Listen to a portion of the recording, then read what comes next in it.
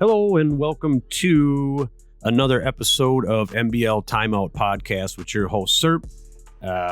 It is October 16th. It's about 12:08 p.m. Eastern Standard Time, and the MBL is currently in free agency stage 1. So we just advanced to free agency last night around 10 p.m. Eastern, and got to see everybody that's out there as far as players. It's not really deep. The free agency, the first season, of course, is a little shabby. There's a few standouts there. So what I'm going to do is I'm just going to, obviously, we're going to go through the prior season's playoffs, the playoff picture. Go through all that, let you know who won the Super Bowl, and kind of wrap that up. Since the last time we were on the podcast here would have been, I don't know, somewhere towards the end, maybe week 15, 14, something like that. So we moved pretty fast. So that's the plan, to go through the playoffs and announce the and congratulate the Super Bowl winner. I'll take you through, the wild card, the divisional round, conference, and the Super Bowl.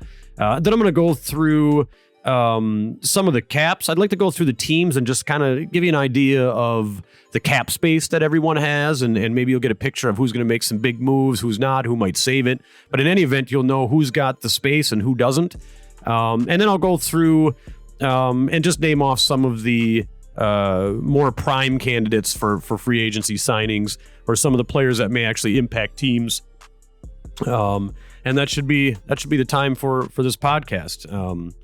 We move pretty fast. So we'll start out with the wild card round. So we ended up with the Dolphins and the Chiefs. So the Dolphins snuck in at the wild card as the Bills ended up taking the division.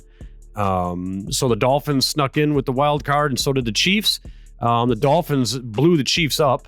It was 49-7. I think they had the Chiefs ended up with about 6 turnovers.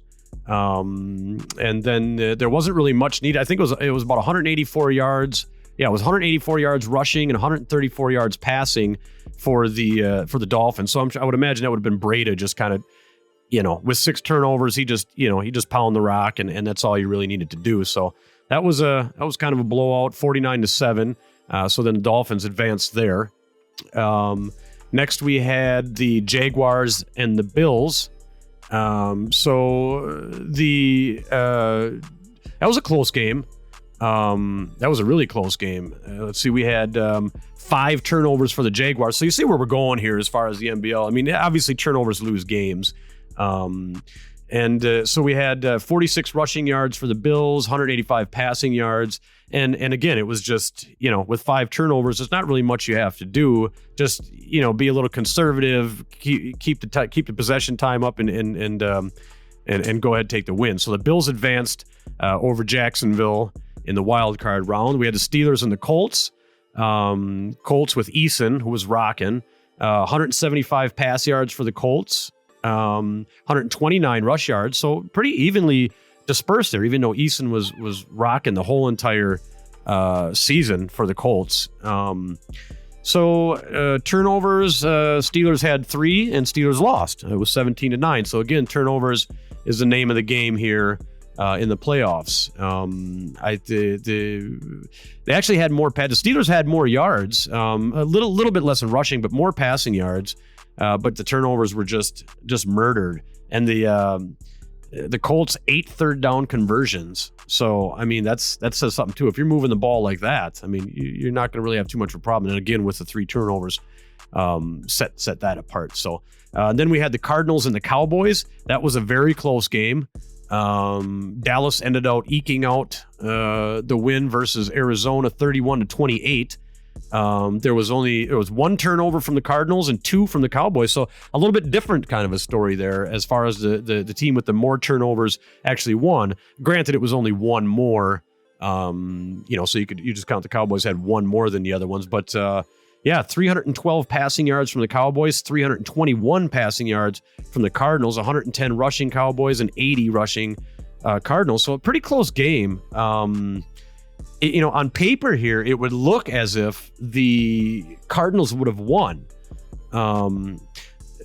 offensive red zone offensive touchdowns, 3-3, red zone offensive field goals, 1-1. So, I mean, it just came to time of possession is almost exactly the same. I mean, this on paper, it looked like you would think the Cardinals would have won by 3 as opposed to Dallas by 3, but Dallas took it and they advanced.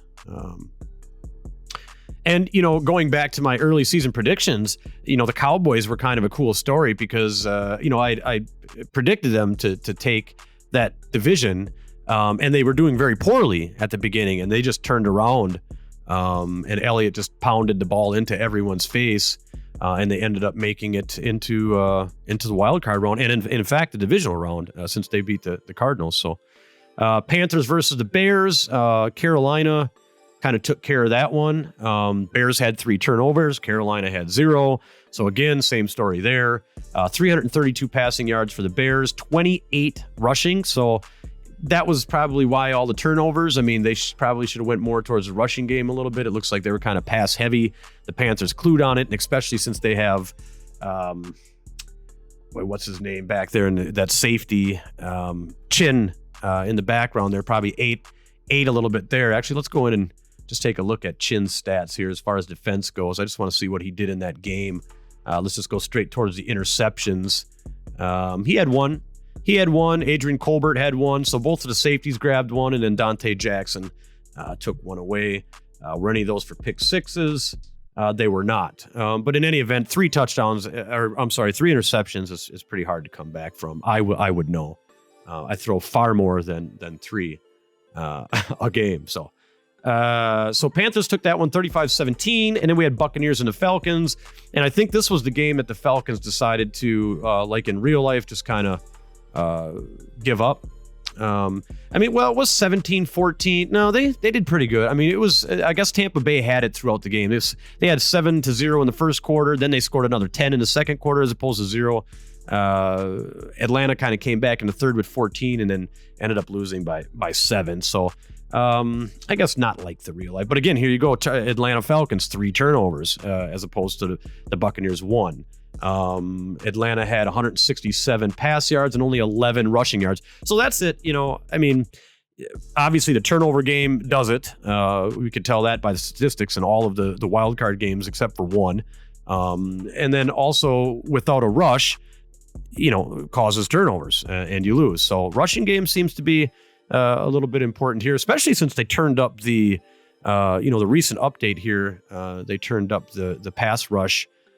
Supposedly, anyway. We'll see. We haven't got to play a game yet since we're in the off season, and they just made that update as far as in sim mode here. But we'll see. So then we go to the divisional round. So Dolphins took on the Browns. The Browns just took care of business on that one. The Dolphins kind of completely fell apart. The Browns with 307 passing yards, 97 rush yards. The rushing game for the Dolphins was still good, 162 yards rushing. So, I mean, their rushing game is solid.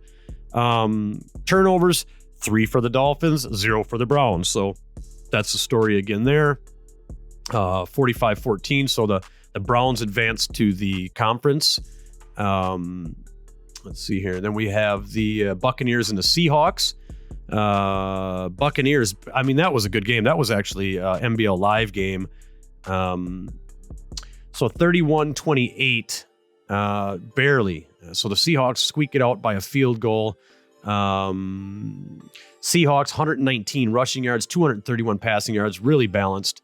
Buccaneers, 344 passing yards, 97 rush yards. Not bad. Again, what do we got? 2 turnovers from the Buccaneers, 0 from the Seahawks. So, only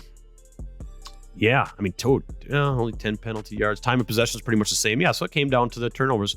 I mean, if the Bucs could get even one of those turnovers back, that would have been a dub, and they would have knocked them Seahawks out. That would have been a sight. So then we move on to the Bills and the Colts. Bills 42, Colts 24. Bills had 380 passing yards, 89 rush yards. I don't like that. They're in my division leader. I need them to slow down. But good on them. Good to them. 248 pass yards for the Colts, 38 for rushing for the Colts. Turnovers, 1 for the Bills, 0 for the Colts.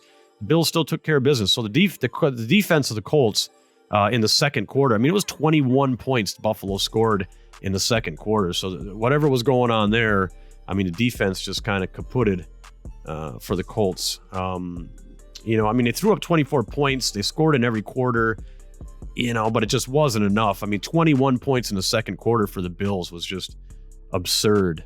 And that was just all them. I mean, they only had one turnover. Let me see if that was a pick six or not. I'm kind of interested whether the Bills, whether one of them touchdowns in the second quarter was a defensive touchdown or not, or if that was just all offense going to work. That scares me, and it was too. I don't like that. All right. So moving on. We don't want to talk about that no more. Panthers and Cowboys. Good game, close game. Panthers squeaked it out, 44-38. 240 rushing yards and 327 passing yards for the Panthers. I mean, we're talking almost 600 yards of offense. That's insane. And they turned the ball over 4 times too. What are they doing? Was it bombs? I mean, what are they throwing and running here? They must have just broke away on a bunch of them. 4 turnovers they had, and still managed that amount of offensive, putting that amount of offense on the board. And you can see the Cowboys, 389 passing yards, 17 rushing yards. So the Panthers, it looks like they knew Elliott was going to be pounding. They schemed for it. They game planned for it. They shut him down. And that was enough for that 6-point win. So they advanced there. So, Cleveland, Seattle, Buffalo, and Carolina advance to the conference and conference round. And so we had Bills and Browns and Panthers and Seahawks. Bills and Browns, another close game by 3. So good playoff games, really interesting, really fun playoff games. 321 passing yards for the Bills, 63 rushing yards, 286 passing for the Browns, 48 rushing yards, pretty even. Turnovers, 2 for the Browns, 1 for the Bills. That did it. I mean, they lost by 3. If the Browns could have got that turnover back, you would have think that would probably have gave them the win. Time of possession, pretty much the same. So, just a really close, really good, really exciting game there. And then we had Seahawks and Carolina. Seahawks ahead by a touchdown, 24-17. Carolina, again, big passing yards, 303, but the rush was stomped, 39 rushing yards, 216 pass, and only 11 rushing yards for the Seahawks. So rush defense came to play. Panthers, again, boy, a lot of turnovers from the Panthers. They got a high scoring offense, or high, at least as far as yards, as far as production. But those turnovers are killing them. So, I mean, if they can, get something going on with those turnovers, they're going to be wicked. I mean, with all the offense they're throwing up, if they could clean them turnovers up, I mean, God, I could see them making a run to the Super Bowl. Let's see here. So, 24-17 Seahawks. And then we make it to the big show, Super Bowl. It seemed like it was going to be at the beginning, if Seahawks scored 14 fast. They scored 14 right away at the beginning of the first quarter. And it was like, okay, well, we see where this is going. Because Seahawks at this point are undefeated. I mean, they've 16-0, and then they all the playoff rounds they won. I mean, it's just crazy. But in the second quarter, Bills put up 21 points. And I remember the MBL Live broadcast too. It was a great broadcast. It was fun up until, probably around the middle of the third quarter. But, we were all in for Buffalo. Buffalo's going to win this. Oh my God, it's going to be an upset. And then Seattle scores 21 in the third and 14 in the fourth. And it just turned into an SHIT show. So 49-28, Seattle Seahawks, congratulations. I think this is they got a lot of Super Bowls. They got a lot. I don't have a number for you. Kind of little lack on my part of research. I probably should have done. Didn't think of the question ahead of time though, but it's got to be 4, 5, 6, 7. I think they're tied with Bomber at least. I know. If somebody wants to throw that number in the comments or something, that would be cool. But yeah, 265 pass yards, Bills, 53 rush yards, 219 pass, 89 rush, Seahawks. So it was just, 5 turnovers from the Bills. But what was nice though, I guess I wouldn't say nice, but 3 turnovers forced to the Seahawks, which is odd. They don't really throw, there's no turnovers. It's usually zeros. There's no turnovers there. There's no interceptions. The robot doesn't throw very many. So most of the time, if it's a turnover, it might be a hit stick fumble or something that he couldn't really do anything about. So that is the playoffs and the Super Bowl. Now let's move on to some of the cap spaces for the teams here in the MBL. Okay, so we'll start out with the Bears. Bears right now, and you got to keep in mind they have a rookie reserve too, which isn't factored into it. So the Bears have 6.43 million in cap space, but a rookie reserve of 5.34. So realistically, I think they really only have about $1 million in cap space that they could probably use to bid on anyone. So the Bears are not going to be doing anything this free agency unless they're going to dump somebody. They could probably get rid of, they could get rid of Fuller, but he's only 29. There's not really much they could really do there. Bengals got 23.3 million with about an 8 million rookie reserve, so they don't really have much to work with. They could probably get rid of Carlos Dunlap's old ass and save about 10 million there. I don't know what he's doing at 32 years old, 79 overall. They just traded for Lockett. They're not going to be doing much.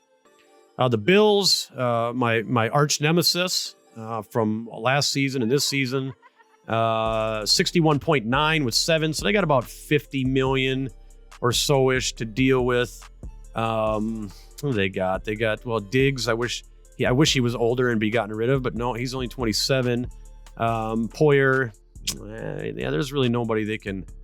They could dump a few people that are a little bit older, kind of lower, but no, they can't really do much more than that. But they could do some stuff. They got $50 million to throw around, or 50 million in cap space anyway. Broncos 20 million with an 8 million rookie reserve. They're not really doing much. Von Miller, they're not going to get rid of him. They could save about 17 million. I don't know if he's up on the trade block or something like that. AJ Bouye, they're not going to get rid of him. They could save 13 million there.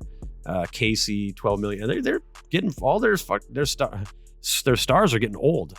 The Broncos are going to have a little bit of an issue coming up here, it looks like, for some positions.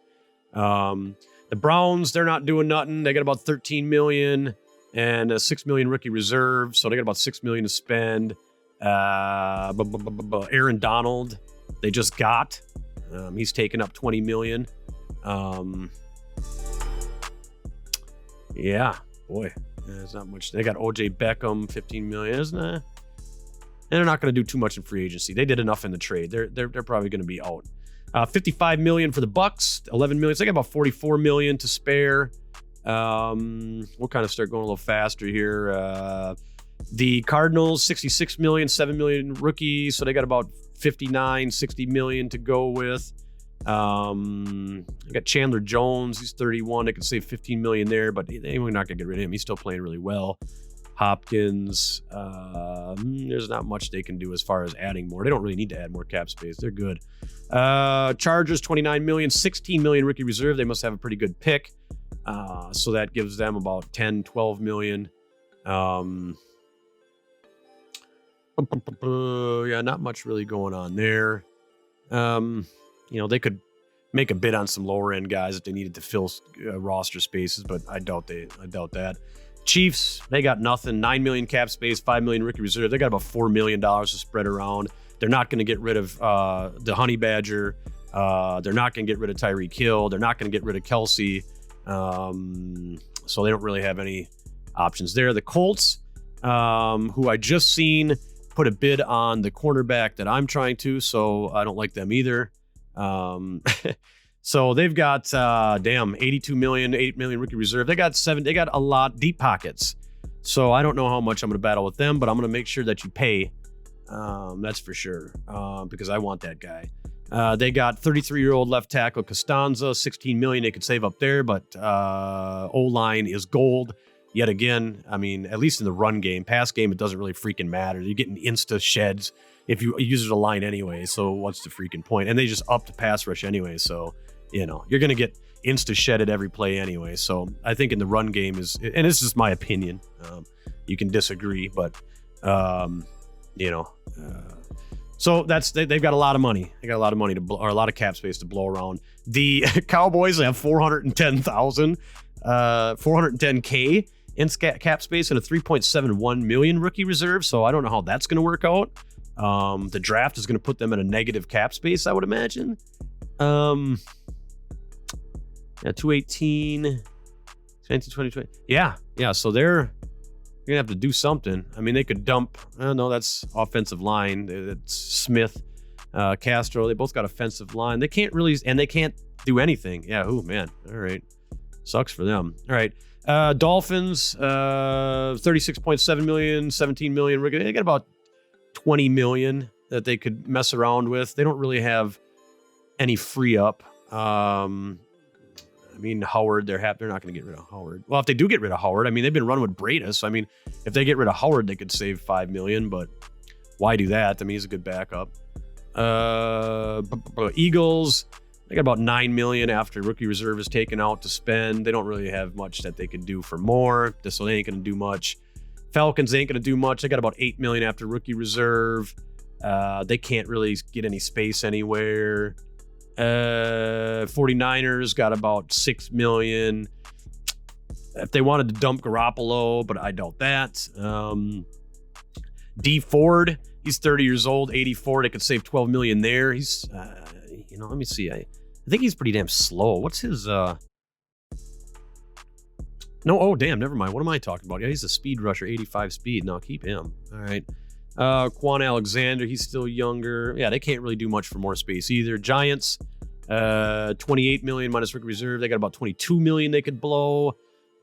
They could get rid of some O-line if they wanted to shore up some money. They could get rid of Hayward Jr., but they're not going to do that. He's only 31, and he's a really good cornerback still, so there's not much they can do. Jaguars, 82 million. After you take out rookie reserve, they got about 60-some million they could blow. They can't do much to get more, but they're going to be in there fighting for some people. Then there's me. I got 51 million minus my rookie reserve, which I'm not going to actually use a lot of it because of other circumstances. So I'm going to have, I'm gonna get a lot of more money. I'm probably going to end up getting rid of. Well, no, there's really not much else I can do either, but I'm putting it all in on Mixon. So, a little bit ahead of the free agency players I was going to tell you about, but Mixon's one of them. Joe Mixon is a free agent, one of them, halfback, and I'm going to put I don't care if I pay him 51, that whole 51.3 million of cap space left for this year, I'll give it to him. So if somebody wants to pay him 51.4, be my guest.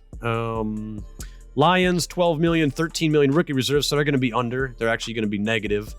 And this is just working with the logic by the game. I mean, obviously they might not be negative. The rookies that they sign probably are going to be less than what the rookie reserve, and that goes for everyone. I mean, the rookie reserve isn't always all used up. A lot of times it's not used up you know what I mean? If it's 13.7 million, he's probably going to use 9 of it maybe with his picks, depending on, what kind of players you get. But, I mean, just going by paper, I mean, they'd be negative if in fact their rookie reserve is 13.7 and they only got 12.1 mil cap space. I mean, they'd be negative cap. And that happens. I mean, you can have negative cap space after the offseason. So moving on to the Packers, they have 0 space. They don't really have anything they can do to get more. So let's go moving on. Panthers are pretty good. They got about 40 million ish they could blow. They could get rid of Short, the defensive tackle Short. That would save about $14 million, 32. They probably won't. I mean, he's still solid. Defensive tackle, they can go a few years. They can get up there a little bit in age as long as they got good block shed and strength. You're still kind of all right.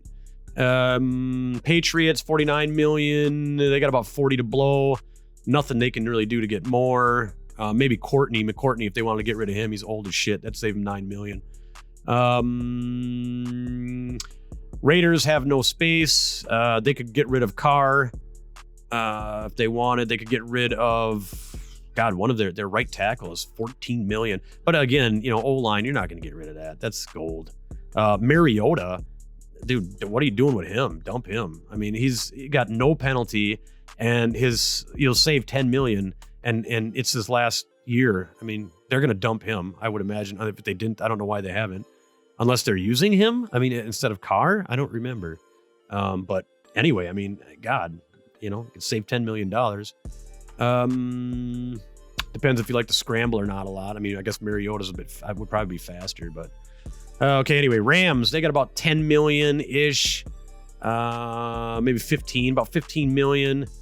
But nothing they could really do to get more. I mean, they could get, well, Higbee's awesome. I wouldn't get rid of Higbee. Ravens, they got about 65. They're probably one of the bigger cap spaces. Them and the Bills. I mean, you're talking about 65 mil they got to blow. So they might make a little splash. Football team, they got about 50 million. That's about all they got. So you might see them do something in free agency.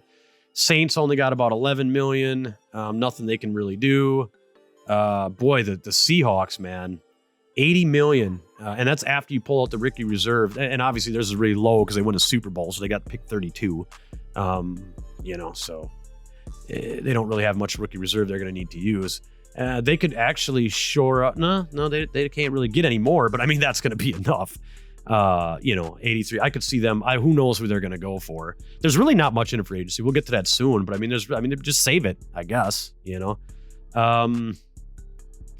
the Steelers, they got about 6-7 million. They're not going to do nothing. They can't make any room anyway. They could get rid of a center, Pouncey, but I mean, he's only 32. Yeah, they're not going to be doing nothing.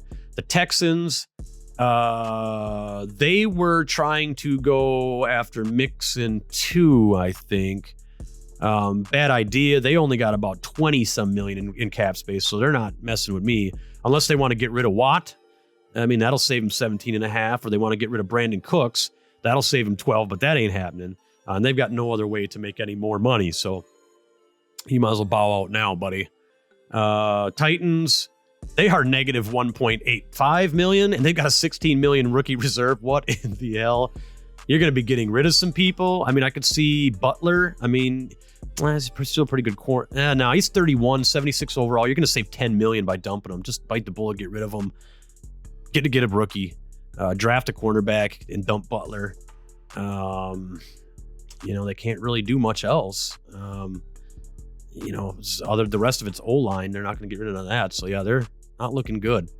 Vikings, they got about 10, 12 million. They could get rid of Smith, the 32-year-old. No, they're not going to. He's a 93-year-old. They're not going to do that. Nope, they can't do anything either, so you won't see them make too big of a splash. And that is the... you know, just a breakdown of the cap situations for each team, and maybe, you know, a little bit of an idea of personnel they could get rid of to shore up some more space if need be, but unlikely. And so we're at about 28 minutes already. I'm blabbing here, so I'm going to go through just really quick. Quarterbacks. These are free agents. Quarterbacks, and I'm only going to go through the guys that are, you know, somewhat younger. I'm not going to go through the 33, 34-year-old guys that are up there in the overalls, because who's going to sign that? I mean, unless you really need him for 1 year. But, I mean, we got Jameis Winston, Mitchell Trubisky. You know, we don't have any quarterbacks. Put it like that. We don't have any. Halfbacks, we got Mixon. That's who I was talking about. And we got, you know, Chris Carson. Looks like who the Bengals are going for. We got Joe Mixon with the Jets, me, and the Texans. Le'Veon Bell, I dumped off. He's, you know, 29. Tevin Coleman, 28. Kenyon Drake, you know, he'd probably be better off drafting a halfback. I mean, if you're not going to go for Mixon or Carson, you'd probably be better off just drafting one, or keeping what you got. Fullbacks, nobody cares about. Wide receivers, we got Keenan Allen. Looks like the Washington football team's throwing in a chunk of money there. You know, he's only 29, X Factor. So, you know, that's still good. I mean, that X Factor is going to keep him at 92 overall. He's going to be good for a couple years, regardless of how old he is. AJ Green, if somebody wanted somebody for the end zone, but he's 33. Ain't nobody going to pay him any money. Marvin Jones Jr. I would say Kendrick Bourne would be the only one that I would say would be worth being. D.D. Westbrook. It looks like the Seahawks are already on him. I mean, he's 27. So, you know, if you're not going to bid for D.D. Westbrook or Kendrick Bourne, I kind of like Kendrick Bourne. Why is nobody? I mean, he's 26, deep threat, 88 speed. That's probably why nobody likes him. Everybody's kind of speed hoary. And I'm kind of moving towards that direction too. Aggressive catch, possessive catch, run after catch for all hits, cover ball, keep feet in bounds. 94 agility. That's nice. 88 speed, 91 excel. Catching is all good. Route running is all good. Injury, oof. His injury and his stamina and his toughness, not good. Change of direction is only 84. You'd like that to be higher. So, if you need somebody to plug in somewhere, he's not bad. Maybe a fourth or I wouldn't even say a slot, just to have somebody on your team that you might be able to get away with cheaply. There you go. Tight ends, everybody's old as shit. Jared Cook, Greg Olsen, Jordan Reed. Nah, you don't want none of these people. There's nobody. I mean, Ricky Seals-Jones, I wouldn't even go. I mean, he's only a 74. He's 26, but he's normal dev, so no tight ends. All of the O-line is old as hell, and there's very few of them that are in the mid to upper 70s. So there's no O-line. I mean, there's nothing. If you're going to get some, you're going to pay a big price for some old guys. That's all you're going to do. So, I mean, the draft is going to be straight up all the O-line is going. You could take that to the bank. As far as defensive ends, there's nothing. There's nobody. They are all old and barely in the upper 70s. Same thing with defensive tackles. I mean, you got nothing. You got Poona Ford. Looks like the Seahawks already jumped on him. Not bad. I mean, 77 overall, normal dev, but he's only 25. 85 strength, though. I don't really, 85 strength, 80 block shed, 76 power or finesse moves. What does he got for? Doesn't really show. 68 speed. I guess. I mean, you could, if he's on the Seahawks team and the way they, you go 16-0 every freaking year, the guy's gonna, I'm sure he's gonna develop into a star or something like that, and he'll probably be an 80 by the end of the year. So, not a bad pick. If somebody's looking for a defensive tackle, go fight the Seahawks for Poona Ford. I mean, is pretty decent out there for defensive line if you need it. Defensive ends again, we got right ends, Ingram, old as shit, Sue. Yeah, we got nothing there.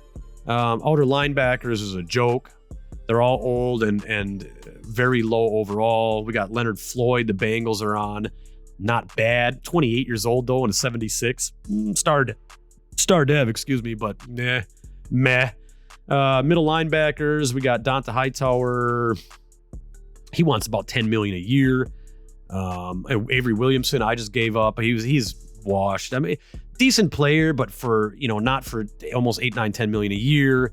And he's getting older and slower.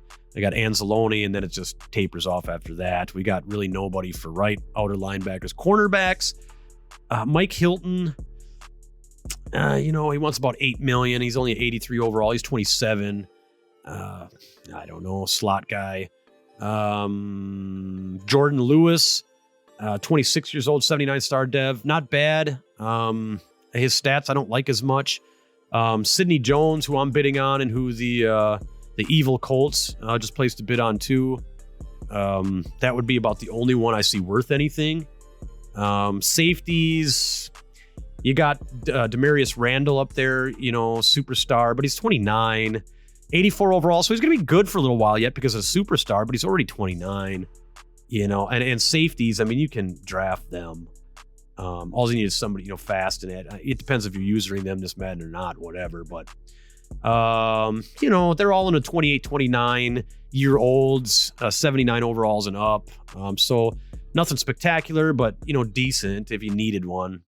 Then you got Ricardo Allen, Clinton Dix, 28 and 29, the 82 and 78 overalls, star devs, but meh. And then kickers and punters, nobody cares about. So that's kind of the rundown of, again, the playoffs, just a very short version, rundown of the playoffs, and then a kind of a little more in depth of the Caps situation for everyone and some of the better free agents in this kind of poor free agency pool after this first season here. So that seems like it's been about all the time I'm going to spend here. We're about 35 minutes, so that's been my time. Thanks for listening. This has been Serp with MBL Timeout Podcast, and we'll talk at you later.